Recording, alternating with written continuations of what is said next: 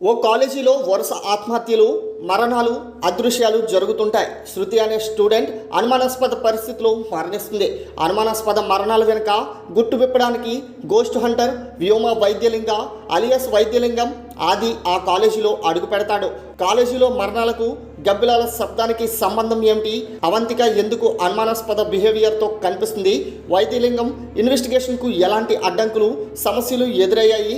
కాలేజీలో మరణాలకు కారణం ఏమిటి? కాలేజీలో మెడికల్ సైంటిస్ట్ లైలాకు ఈ మరణాలకు ఏమైనా సంబంధం ఉందా? ఈ మరణాల వెనుక గుట్టును వైద్యలింగం ఎలా విప్పాడు? మరణాలకు కారణమైన వారికి ఎలాంటి శిక్ష పడిందనే ప్రశ్నలకు సమాధానమే శబ్దం సినిమా కథ.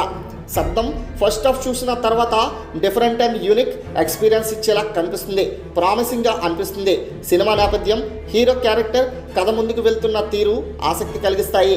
కానీ సెకండ్ హాఫ్ స్టార్ట్ అయ్యాక, మరీ ముఖ్యంగా ఆ ఫ్లాష్ బ్యాక్ ఓపెన్ అయ్యాక రొటీన్ అనిపిస్తుంది. ట్విస్టులు రివీల్ అయ్యే కొలది సాధారణ సినిమా మిగులుతుంది. దెయ్యాల మోటివ్ ఏంటి అనేది తెలిసాక ప్రీ ఇంటర్వెల్లో అలా ఎందుకు ప్రవర్తించాయి అని ఓ చిన్న సందేహం కలుగుతుంది. లాజిక్స్ పరంగా కొంత కన్ఫ్యూజన్ క్రియేట్ అవుతుంది. శబ్దంకు బిగ్గెస్ట్ బ్యాక్ బోన్ తమన్ నేపథ్య సంగీతం. సినిమాలో పాటలు లేవు. టైటిల్ కార్డులో ఒక పాట వస్తుంది. తర్వాత నేపథ్య సంగీతమే కథను ముందుకు తీసుకువెళ్తుంది. ప్రతి సీన్ హైలైట్ అయ్యేలా, ప్రేక్షకులు భయపడేలా తమన్ బీజిఎం సాగింది. అయితే క్లైమాక్స్ వచ్చేసరికి లౌడ్ అయింది. కెమెరా వర్క్ సైతం నీట్గా ఉంది. హర్రర్ థ్రిల్లర్ సినిమాకు అవసరమైన టోన్ సెట్ చేశారు. ప్రొడక్షన్ వాల్యూస్ కథకు తగ్గట్లు ఉన్నాయి. విఎఫ్ఎక్స్ విషయంలో ఇంకాస్త ఎక్కువ ఖర్చు చేసి ఉంటే బాగుండేది. Quality off to the mark లేదు. వ్యోమ వైద్యలింగం పాత్రలో ఆది పినిశెట్టి ఒదిగిపోయారు. నటినట్ల విషయానికి వస్తే శబ్దంలో ఆది పినిశెట్టి ఎంతో సెటిల్గా నటించాడు. ఎక్కడా హీరోయిజాన్ని ప్రదర్శించాలని కాస్త ఎక్కువగా నటించలేదు. తన పాత్రకు న్యాయం చేశాడు. లక్ష్మీ మీనన్కు కాస్త స్కోపు ఉన్న పాత్ర దక్కింది. సిమ్రాన్ చాలా రోజులకు తెరపై మెప్పించింది. లైలాను చూసి అందరూ షాక్ అవుతారు. స్క్రీన్ స్పేస్ తక్కువే అయినా లైలా అందరిపై తన మార్క్ వేస్తుంది.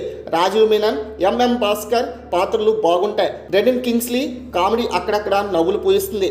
శబ్దం సినిమా కాన్సెప్ట్ వరకు చాలా కొత్తగా ఉంటుంది. శబ్దం గురించి రాసుకున్న డైలాగ్స్, మ్యూజిక్, గొప్పతనం గురించి చెప్పే మాటలు, తల్లి గర్భంలో ఉన్న శిశువుకి శబ్దాలు, జ్వాలపాడడం వంటి కాన్సెప్టుల్లో వివరించడం బాగుంది.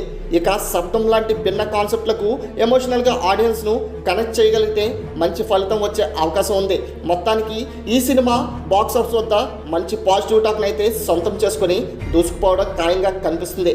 మరి ఈ సినిమా మీరు చూసినట్లయితే సినిమా ఎలా ఉందో మీ యొక్క అభిప్రాయాన్ని కామెంట్ రూపంలో తెలియచేయండి. అలాగే మరిన్ని లేటెస్ట్ అప్డేట్స్ కోసం మన ఛానల్ను సబ్స్క్రైబ్ చేసుకోండి. Thanks for watching.